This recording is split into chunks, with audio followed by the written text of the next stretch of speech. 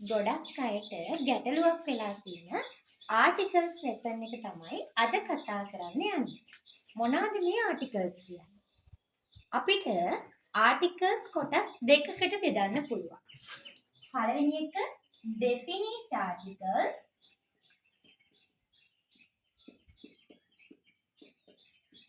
දෙවෙනි කොටස indefinite articles.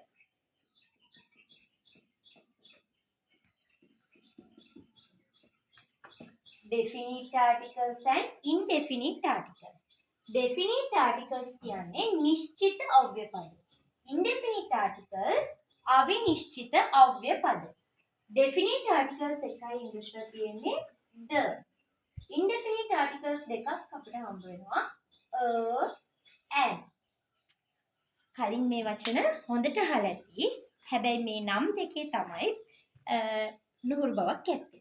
එතකොට definite article එකක් කියන්නේ අපි හරියටම දන්න දෙයක් ඉස්සරහින් තමයි අපි මේ the කියන article එක use කරන්නේ. එතකොට කවුද මේ and කියන්නේ? අපි සිංහලෙන් noun එකක් කියනකොටත් මලක්, ගසක්, පොතක් මේ ආදී වශයෙන් සිංහල noun එක පිටිපස්සෙන් හල් ක එකක් කියවෙන අවස්ථාවකට හම්බ වෙනවා. පොතක්. පොතක් කියන තැනදී මෙන්න මේ සිංහල වලින් කියවෙන හල් ක එක වෙනුවට තමයි අපි ඉංග්‍රීසි වලදී and කියන articles use කරන්නේ. පොතක් අපිට ඉංග්‍රීසියෙන් න්යාව කියනකොට හල් ක එක තියෙන නිසා අනිවාර්යයෙන්ම noun එක ඉස්සරහින් හෝ and use කරන්න වෙනවා. book කියන noun එක start වෙන්නේ consonant sound එකකින් නිසා අපිට යාගේ ඉස්සරහට and use කරන්න බෑ. අපි යාගේ ඉස්සරහින් use කරන්නේ අපි and use කරන්නේ vowel sound එකක් ඉස්සරහින්. ඒ වගේම use කරන්නේ consonant sound එකක් ඉස්සරහින්. හැබැයි අපිට vowel letter එකකින් පටන් ගත්තත් එයාගේ sound එක vowel sound එකක් නෙමෙයි නම් ඒ word එක ඉස්සරහින් and use කරන්න බෑ. උදාහරණයක් විදියට orange මේ word එකේදී O කියන letter එක vowel letter එකක් වෙනවා වගේම එයාගේ sound එකත් O කියන vowel sound එකක්. ඒක නිසා අපිට එයාගේ ඉස්සරහින් and කියන article එක use කරන්න පුළුවන්. හැබැයි one day match කියනකොට එයාව start වෙන්නේ O කියන vowel letter එකෙන්ම තමයි.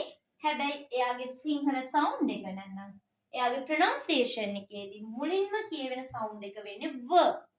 v කියන්නේ consonant sound එකක්.